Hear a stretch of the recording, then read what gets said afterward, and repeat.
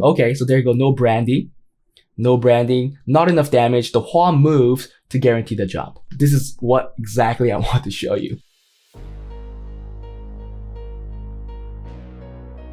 Hi guys, this is Juno and welcome back to another account improvement in Summoners War. This is a BGR5 improvement and I do think that I broke the code, or I did find something that every player can do to make their solo R5 team safer. So this account is who is it? It's Kirk's account, who got help from me last time with regular arena and also a BGR5 team. But he came back to me recently saying that he wanted a solo R5 team, and I was like, okay, I could make that work. I'll check it out. And here I am now having that done.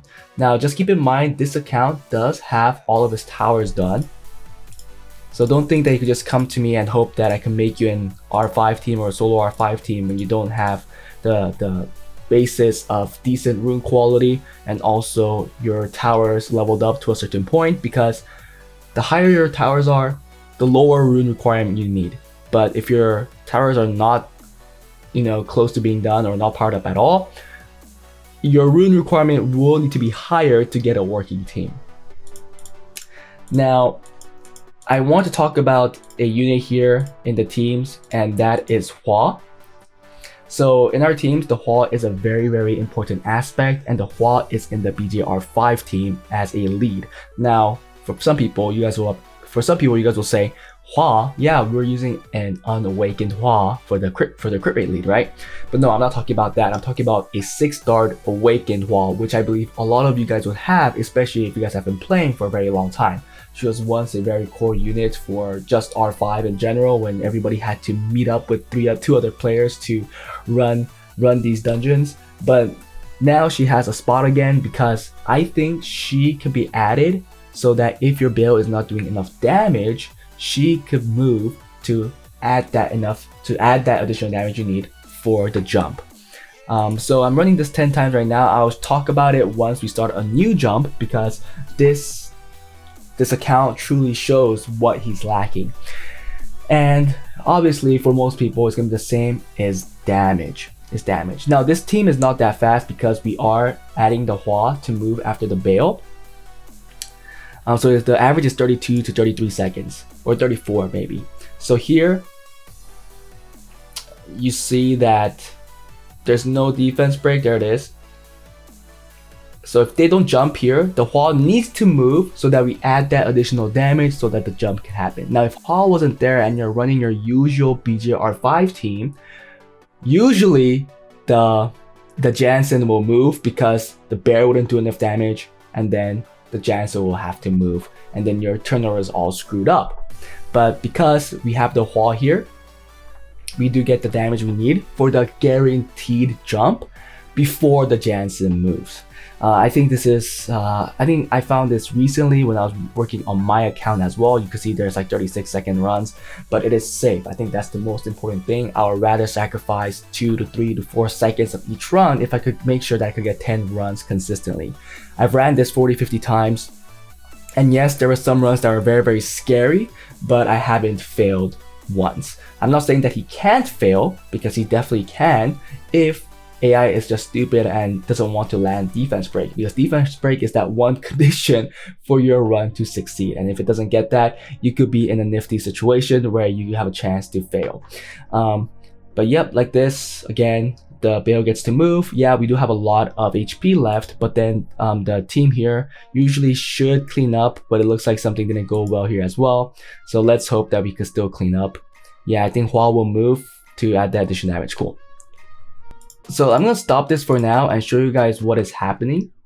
Now here, the Colleen is obviously moving first. It's the same team, and then it's the Lauren, then it's the Bale. But unlike the original BGR5 team, usually you'll have an unawakened Hua or a Kali, something like that, a lead that usually is on double fight will or triple fight, right? But here we have the Hua that actually does move and does damage. This one's not even fully scaled up, so if it gets fully scaled up, it'll even add more damage. Because of that, sometimes when you're lacking, when the jump does not happen after the bail because you're lacking damage, it does happen because the Hua adds that damage, and because Hua does a move in between that time, the other units on the other teams also get to move and add any other damage that they can to guarantee a jump most of the time. Now, if this was just a lead, had no speed, then usually the turn order will be the bear, which will not do enough damage at all, right? Because it's just going to be a 3-star bear with double fight will, and then the Janzo will have to move because not enough, the small amount of damage that we needed was not put into place. But now a damage dealing Hua takes that spot, puts that damage because she is on a damage build, and you are guaranteed the jump. This only is crucial first when you don't land a branding. In this team, we do need the branding. If the branding does not happen early enough, the bail's damage will not be enough to guarantee the jump, so that's why we need the Hua. So if the branding defense break happens, the jump happens right after bail moves. If the defense break happens and the branding fails, then the Hua will need to move to get the jump. So Hua is more of a safety net if we do not get a debuff, the branding debuff. And also, there's that condition where you don't get defense break, you don't get branding, and then you're in trouble. That you could definitely fail, or the run could be definitely longer. So keep that in mind. Now the middle team is the regular dog team. Feel will die right away, and then everybody should move. Now the one condition here that could be crucial is that the Kali does not put up skill 3. If she doesn't put up skill 3, the middle team will do significantly less damage. But usually it's the Crow going first because I wanted the Scar to go in early, so the branding to go in early as possible, and then it will be the Ikaru, the Rauk, and then finally the Verd is just a Trickery Verd.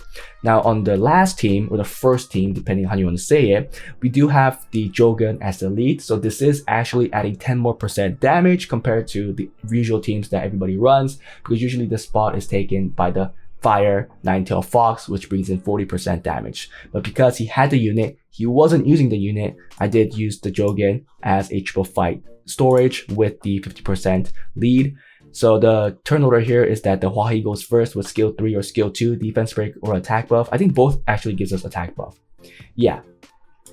But one gives us another chance with defense break, and then the Bernadette moves for the branding, and then it's the Brandia for skill 3. After that, it will be the Jemir to reset everything.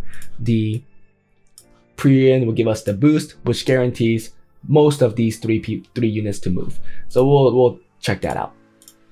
We'll run this 10 times to see what the average time is, but let's see if we can see what I've been talking about. So let's see if we, okay, she puts up attack buff. Do we land branding? We do. So do we land defense break? We do. So in this case, most likely, yeah, the jump happens right away. See, the Hua didn't have to move. It just happened right after the bail moved. Which is good, which is what you usually want to see. Hua does move here, so it does take a little more time. If Hua didn't have to move, the run could be like a second faster, but I think I went for the safety thing, so there you go, easy run. Let's see if the next run we can see the branding not landing, because it does actually happen many times. So 33 seconds, this is the average that you usually see. I'm not gonna talk during all 10 runs. I'll probably stop sooner or later. Just want to show you guys all the conditions. So let's see it here. Branding does land, defense break does land. We do get the damage again. Okay, so the runs are going great. This is the best case scenario. Usually you'll never fail when this happens. Let's see if the first team is doing reset, adrenaline, and then everybody gets to move. She didn't use her skill though. Okay, and then Touch of Mercy. Cool. So that was pretty fast too. I don't have to show the middle team because you guys know how the middle team goes. It's just team ups here and there continuously. Another 33-second run. I really want to show you guys why you want to have a damage dealing wall in that team. There has to be one run where we don't land branding, right? Just always land defense break, because I think not landing branding is huge. Oh, okay, branding's landed again. So this is more of the safe runs. Yeah, it's going well. But it does happen. It's AI, guys. It does happen where the branding doesn't land. where Crow doesn't use skill 3 right away, the Predator decides to use skill 2, and it does cause issues if you don't have another damage dealer to guarantee your jump. Okay, another safe run. It's just going too well, right guys? Just going too well. But yeah, I made this BGR5 team. I did have to switch it a little because I do like to make everything a little faster when I make the solo R5 team. So Bale, usually when you make it as a BGR5 team, I think the lowest speed is like 130, but I like to bring that up to like 140, 150, maybe even sometimes 160. I think mine's 160. That could be the problem. Okay, so there you go. No branding. No branding, not enough damage. The Hua moves to guarantee the jump. This is what exactly I want to show you. There's no branding, there's only the defense break. And as you guys have seen, or as you guys have saw, the Bill did not do enough damage to guarantee the jump. So once the Hua moved and did the damage, we had enough damage for the jump to happen. Now this is a problem because nobody landing branding in this entire run. So it's gonna take a little longer, but usually it should be fine because yeah, we do have enough damage from the other teams. But this could happen. You could take like 30, 38, 40-second runs. Yeah, 40-second runs when sometimes the run isn't as concise. Okay, I think that was the perfect example. Let's see if you can see it again. Another issue is when the attack buff does, okay, attack buff does come in. Okay, no scar again. There's no scar. So, oh, no, okay, we still do enough damage. That's great. That's great. But yeah, after this, we'll just see the 10 runs and see the average. And I'm hoping that the account owner is happy with the improvement. Like I said, I ran it like 40, 50, 60 times now, and it looks good. It looks good. There you go, reset, adrenaline, and then touch of mercy. Boom. Yeah, I love it. I love it. Okay, so the 10 runs are done. We didn't fail. Obviously, like I said, it can fail. It's not going to be 100%, but we got 33 seconds on the last one as well. Let's see the average time that it took for all these 10 runs.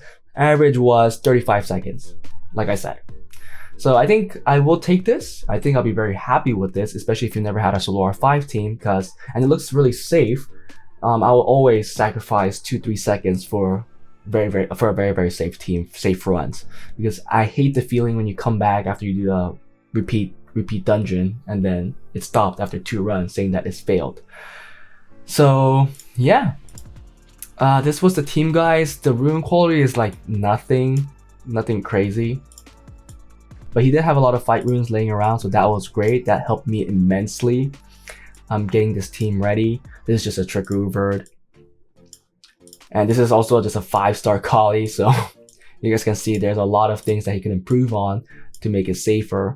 A lot of these runes are not grinded. If you look at some of these right here, yeah, look at that. You're missing so many grinds, so many gems that could dish out more damage if you need to. Then who knows, maybe you won't even need the Hua to add in that additional damage to get the jump. But right now, this is what it is. And for people that are having the same issue, I greatly recommend adding a Hua that goes right after the Bale. So you can see that Hua is 134, the Bale is 147, and then if you look at the Gora is 125, and then the Jansen is 124. So the Hua goes in front of the Gora and Jansen, which is really important. Yep, but that was it, guys. Hope you guys enjoyed this. I hope this helps you creating your own solo R5 team. Again, I think this is something you guys could do, but also understand for people that value their own time, that have more important things to do. For me, this is YouTube. This is what I do. So yeah. Hope you guys enjoyed it. If you guys watched till now, please like and subscribe. Also, if you guys want to get account reviews, watch more content, or support me in general, please join my Patreon. If you guys want to get account improvement like this, or like an RTA, Arena, Siege Defense stuff, please join my Discord because all the information is there. And I'll see you guys in the next one. Bye.